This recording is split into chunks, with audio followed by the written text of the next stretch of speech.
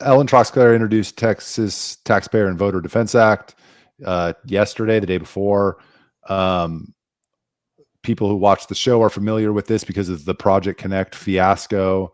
They're basically have concocted this illegal financing scheme that gives them unlimited powers to issue debt. Troxclair's bill would kill that. The second piece of it, she'd kill their financing mechanism and prevent it from being used anywhere else in the state of Texas.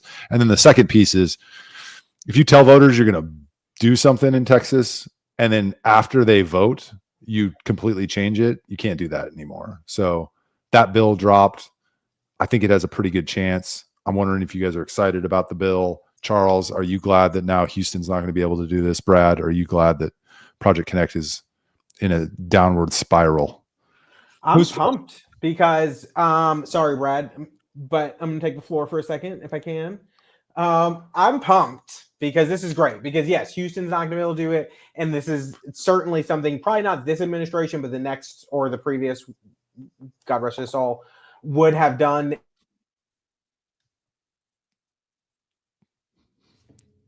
What happened? Anyway, so I'm very excited. God rest his soul. We lost you on there. What happened? What do you mean? What happened? God rest his soul. Now continue from there. Yeah, I was just talking. Okay. But yes. So anyway, that the previous administration would have done. And so I think that this is really exciting that we're going to get the state statute to prohibit other cities, LGCs, local government corporations, transit authorities from doing stuff like this. And I think it's huge. I hope that the same level of support that it had last time is what it gets this time. Because I think in the past 2 years, it's probably shown ATP, Austin, and others have probably shown just why this is needed. More so than anything. So I would hope that more people support it. Anything that destroys the city of Austin's ability to function, I'm behind. Why'd you vote for it then?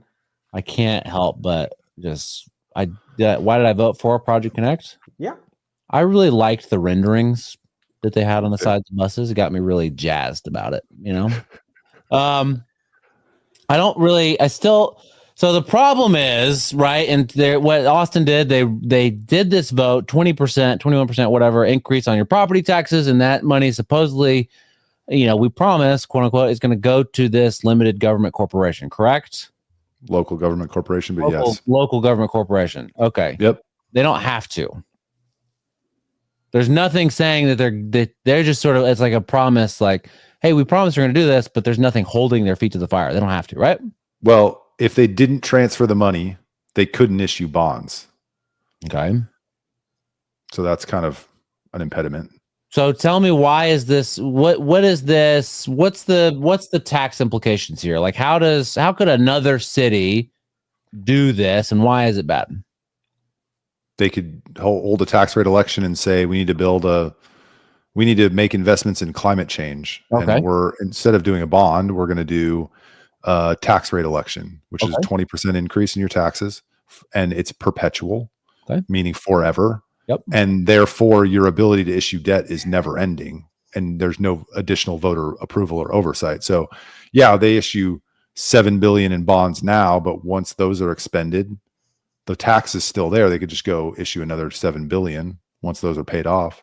Could they? It just never ends. It never ends. Could they issue bonds for other things that have nothing to do with, in your hypothetical scenario, a climate emergency, or in the very real scenario, Project Connect? Probably not. Okay. Probably not. You could legally challenge their ability to do that. So, the law is putting in more clear definition of what you can and cannot, how much you can change the purpose of the funds. So the use of the funds. Could they go say, we're going to do climate change and then do a convention center? I don't think so under current law, but the new law will say, if you promise us you're going to build a tunnel and 20 miles of rail, you can't really just reduce it to 9 miles and not come back to us and ask for. No, I agree. Voter approval. I agree with that. But there's this way that they're trying to figure out how to tax people and get more money. I'm just wondering what if there are any guardrails existing today. Doesn't seem like there is. Not for tax rate elections. No, not for tax rate elections.